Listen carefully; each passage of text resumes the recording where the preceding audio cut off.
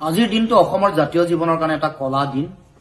অৱশেষত দিল্লীয়ে বিজেপি চৰকাৰে অসমৰ মানুহৰ অসমীয়া জনগণৰ আবেগ অনুভূতি জাতীয় স্বাভিমান সকলোকে জলাঞ্জলি দি কা বিৰোধী গণসংগ্ৰামক 5জন বীৰ শ্বহীদৰ আত্মত্যাগক বুঢ়া আঙুলি দেখুৱাই ভৰিৰে মোহাৰি তেওঁলোকে কা আইনখন জাপি দিলে।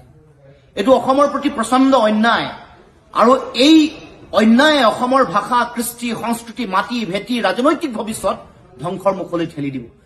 গতিকে তেনেকুৱা এটা সময়ত আমি অসমৰ ৰাইজে আমি দিল্লীৰ যিটো আমাৰ প্ৰতি অসমৰ প্ৰতি কৰা যিটো অন্যায় প্ৰচণ্ড অন্যায় এইটোক আমি সদায় মনত ৰাখিম আৰু আজি এই দিনটোত আমি বীৰ শ্বহীদসকলৰ প্ৰতি স্মৰণ কৰি আমি ক'ব খুজিছো যিসকল নেতাই দিল্লীৰ এই যিটো ষড়যন্ত্ৰ জাতিধ্বংসী ষড়যন্ত্ৰ সেই ষড়যন্ত্ৰত যিসকলে মৌনভাৱে সমৰ্থন দিলে নিজৰ গাদী ৰক্ষা কৰিবৰ কাৰণে জাতীয় স্বাৰ্থ জলাঞ্জলি দিলে সৰ্বানন্দ সোণোৱাল প্ৰাক্তন মুখ্যমন্ত্ৰী বৰ্তমানৰ মুখ্যমন্ত্ৰী হিমন্ত বিশ্ব শৰ্মা তেওঁলোকে নিজে পদলেখন কৰি দিল্লীৰ ওচৰত আঁঠু কাঢ়ি দিল্লীৰ কথা মতে উঠা বহা কৰি এটা পুতলাৰ দৰে চাবি দিয়া পুতলাৰ দৰে ব্যৱহাৰ কৰি তেওঁলোকে এই আইনখনৰ প্ৰতি সমৰ্থন দিলে মৌনভাৱে সহযোগিতা আগবঢ়ালে আৰু তেওঁলোকৰ এই কাৰ্যক এক অক্ষমনীয় জাতীয় অপৰাধ হিচাপে অসমৰ ৰাইজে গণ্য কৰিছে।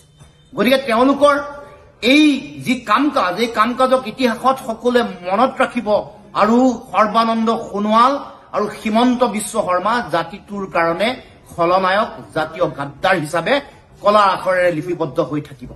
গতিকে আজি এই সন্ধিক্ষণত এই যি অসমৰ প্ৰতি কৰা অন্যায় এই অন্যায়ৰ বিৰুদ্ধে প্ৰতিবাদ সাব্যস্ত কৰিবৰ কাৰণে সকলোকে মই আহ্বান জনাইছো।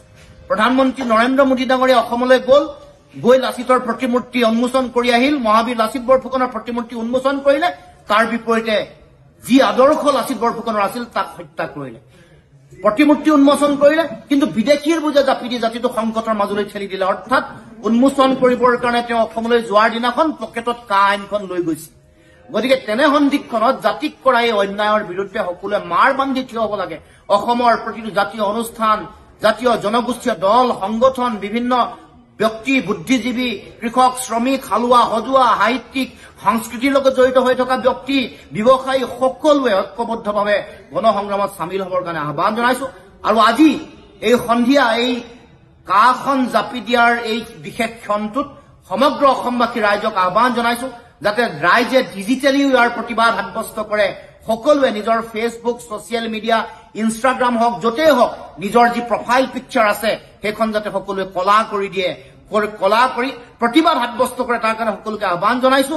আৰু আগন্তুক দিনসমূহতো ছচিয়েল মিডিয়াত বিভিন্ন ধৰণে চিত্ৰ অংকন কৰি বিভিন্ন ধৰণে প্ৰতিবাদী গান গাই প্ৰতিবাদ সাব্যস্ত কৰিবৰ কাৰণে সকলোকে মই আহ্বান জনাইছো।